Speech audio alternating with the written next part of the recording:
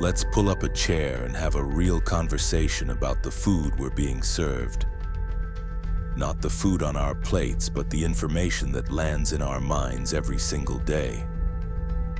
We have to stop confusing what the media and politicians feed us, what they pass off as mere information, because we are not just consuming facts. We are consuming a product, a carefully designed, engineered product. Modern propaganda didn't get clumsy. It didn't get simpler. It got smarter. It mastered a deceitful art, the art of passing off persuasive narratives as neutral, factual information. This isn't the loud, obvious propaganda of old. This is subtle. This is sophisticated. It's called covert persuasion. And if you are a consumer of mainstream media, let's be clear. These persuasive narratives are precisely what's on the menu. It is the core of your consumption. And what is it exactly? It's the junk food of information. Think about it. Junk food is superficially satisfying. It hits the pleasure centers it's designed to. This information junk food is engineered to trigger our emotions: outrage, fear, tribal pride, a sense of righteousness. It gives us a quick hit of dopamine, a feeling of being in the know, of being on the right side, but it is profoundly lacking in any significant nutritional value. It does not provide the sustenance a healthy, functioning mind and democracy require. Where is the context, the historical background, the genuine good faith exploration of competing viewpoints, the intellectual humility to say, it's complicated? It's stripped away. What remains is the empty calorie of a simplified narrative. So why is this our daily diet? The incentives are perfectly aligned to keep us hooked. The media, for the most part, is a business. Its product is not truth. Its product is your attention.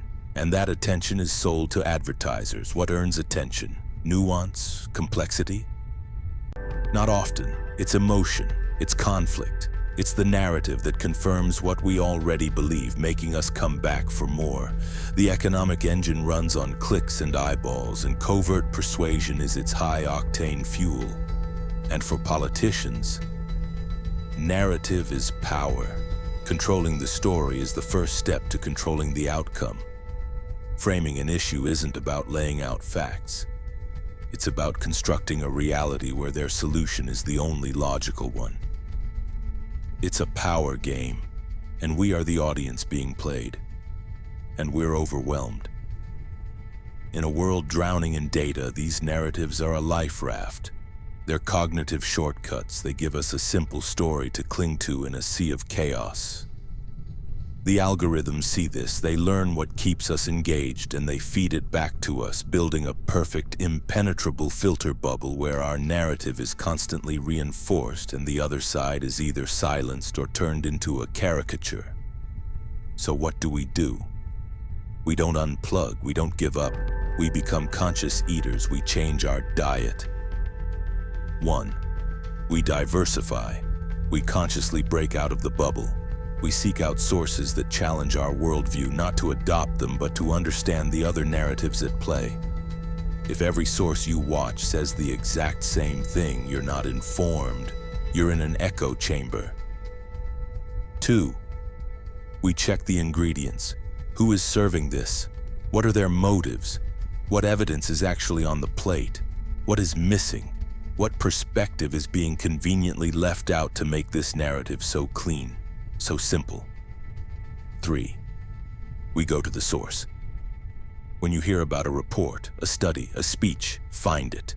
Read the key parts yourself. Don't let someone else tell you what it says. 4. We slow down. Junk food is consumed fast. Healthy food is savored. Be skeptical of the thing that makes you furious in 3 seconds. That's the intended effect. Don't give it to them. Pause. Verify. 5. We value process over conclusion. Trust the chefs who show you their kitchen, the sources that explain how they know what they know, that admit uncertainty, that correct their errors openly. Be deeply wary of those who speak with absolute, unquestionable certainty. This isn't cynicism. This is clarity. Recognizing that we are being fed a product is the first and most vital step toward true media literacy. It is the power to change the channel, to question the chef, and to finally demand a meal with some substance. It's the power to stop consuming, go and start thinking.